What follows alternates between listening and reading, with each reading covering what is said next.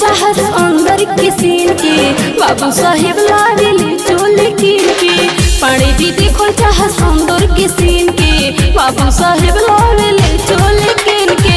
नहीं कोहार नहीं बनियन के घर के। अच्छा। नहीं कोहार नहीं बनियन के घर के। हट यही रहने जिला बक्सर के। हट यही रहने जिला बक्सर के। बाटे न डर हने यादव जी के घर के। बाटे न डर हने यादव जी के घर के। बुझलू? अरे बहुत देखनी तारा ऐसा।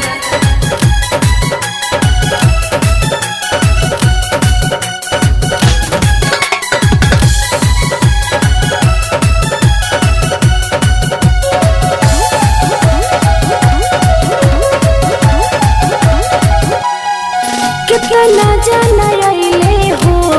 अच्छा। कितना जाना गइले हो।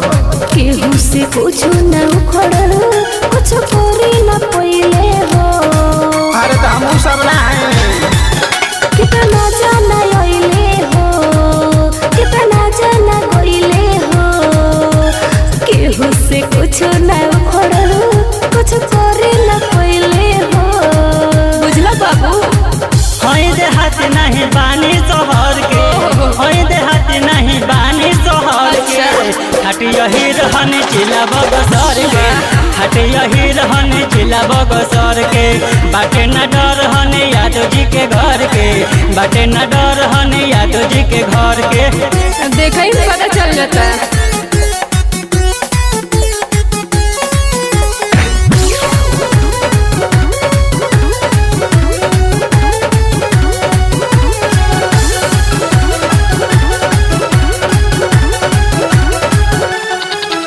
ऐसे सोटो न रंजन तू भिरिया। काहे रे? नहीं धरो गुडो कोहरिया। धर धर धर। हमारा पोपा कोहनिया के खाके को तनी सच किरिया। पहले ही से प्यार कैले बिया।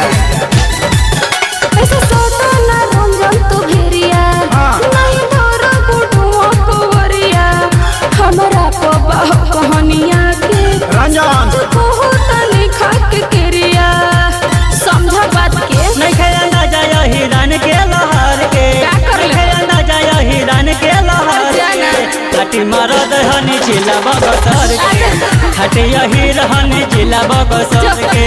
बाटे न डर हने यादव जी के घर के। बाटे न डर हने यादव जी के घर के। हरे मान जाना तो गोली चल जाई हो।